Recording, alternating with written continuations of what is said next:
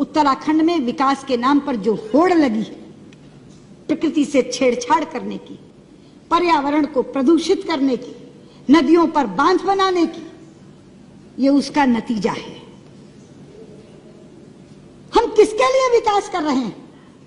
हम अरबों खरबों रुपया खर्च करके विकास करते जाते हैं। प्रकृति एक दिन क्रोधित होती है और ऐसी विनाश लीला करती है कि सब कुछ तबाह कर जाती है। कब आंखें खुलेंगी हमारी? क्या इस त्रासदी के बाद भी नहीं? क्या इस आपदा के बाद भी नहीं? वहां एक धारी देवी का मंदिर है, उत्तराखंड की रक्षक कहा जाता है उनको। उत्तराखंड की रक्षक देवी धारी देवी, उन धारी देवी के ऊपर भी एक विद्युत परियोजना चल रही है, जिसमें धारी देवी को जलमग्न करने की योजना थी। हमारी पार्टी की नेत्री उमा भारती एड़ी चोटी का जोर लगा रही थी उस धारी देवी को बचाने के लिए। एक एक के घर जाती थी। आडवाणी जी के नेतृत्व में प्रतिनिधिमंडल लेकर के, मुझे साथ लेकर के प्रधानमंत्री जी के पास गई थी। पर्यावरण मंत्री से सैकड़ों बार मिली थी। हमें प्रधानमंत्री जी ने आश्वस्त किया, हमें पर्यावरण मंत्री ने आश्वस्त किया, किसी भी कीमत पे धारी देवी वहां से हटाई नहीं जाएंगी। धारी देवी की मूर्ति अलग है, मगर धारी देवी वो शिला है जिस शिला को बचाने के लिए हम कह रहे थे। लेकिन सभापति जी, आप जानते हैं ये मात्र संयोग नहीं है। मैं सदन के लोगों को बताना चाहती हूँ, उधर 16 जून को धारी देवी जलमग्न हुई। उसी दिन धारी देवी जलमग्न हुई और इधर केदारनाथ में जल प्रलय आया, जो ऐसा जल प्रलय आया जो हजारों जिंदगियों को लील गया, जो एक विनाश की लीला करता हुआ चला गया। हमारे शास्त्रों में एक श्लोक है, अपूज्याम यत्र पूज्यन्ते पूज्यानां तु व्यतिक्रमा त्रीणि तत्र भविष्यन्ति दुर्भिक्षम मरणम भयम। जहां अपूज्य लोगों की पूजा होती है मगर पूज्यों का तिरस्कार होता है, वहां 3 चीजें घटती हैं, अकाल, मौत और भय।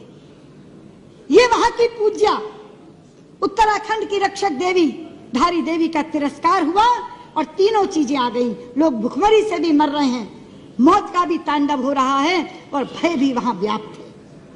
इसलिए मैं कहना चाहती हूं, ये जो विकास वर्सेस विनाश का प्रश्न है, ये आज मुंह बाए खड़ा है। वहां गंगा जी के ऊपर कितने बांध बन रहे हैं आप जानते हैं। योजना आयोग की चतुर्वेदी समिति ने गंगा, भागीरथी और अलकनंदा पर 70 बांधों की स्वीकृति दी है। 70 बांधों की।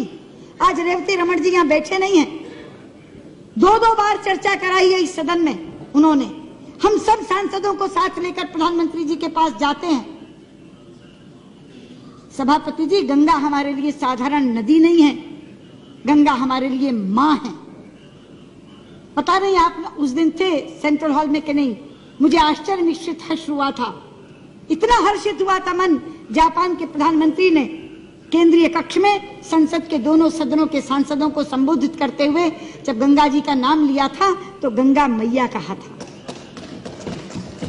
वो लोग हमारी भावना की कद्र करते हैं, वो हमारी आस्था की कद्र करते हैं। वो गंगा जी को गंगा मैया कहकर संबोधित करते हैं और हमारे लोग गंगा मैया को सुरंग में डालने की योजना बना रहे हैं। गंगा जी की धारा अविरल बहे, गंगा जी की धारा निर्मल बहे, इसके लिए हम लोग प्रयास में लगे हुए हैं। लेकिन गंगा जी को जो लोग सुरंग में डालना चाह रहे हैं, उस उत्तराखंड के लोगों को इस तरह की आपदाएं सहनी पड़ रही हैं, जिसका शिकार पूरे का पूरा देश बनता है। इसलिए मैं आज यहाँ खड़ी होकर ये कहना चाहती हूँ, धारी देवी को पुनर्स्थापित करने का काम करिए। मैं यहाँ से मांग करती हूँ, गंगा मैया पर बनने वाले सारे बांधों को निरस्त करिए। जितना मर्जी पैसा उस पर खर्च हो चुका होगा, जो पैसा आपके राहत और पुनर्वास पे खर्च होने वाला है वो उससे कहीं कम होगा। जितना मर्जी पैसा खर्च हो गया हो, मत दिखाइए हमें वो एस्टिमेट्स, मत बताइए कि इतना पैसा खर्च हो गया। अमूल्य जिंदगियां जा रही, खत्म हो रही हैं। पूरे का पूरा उत्तराखंड आज विप्लव की कगार पर खड़ा है। इसलिए मैं आपसे कहना चाहती हूं, गृह मंत्री जी, गंगा मैया पर बनने वाले सारे बांध निरस्त कर दीजिए, धारी देवी को पुनर्स्थापित करिए। उत्तराखंड को अगर बचाना है तो राहत और पुनर्वास तो अलग है, लेकिन जब तक धारी देवी का पुनर्वसन नहीं होगा तब तक आपका कोई राहत और पुनर्वास का काम पूरा नहीं हो सकेगा।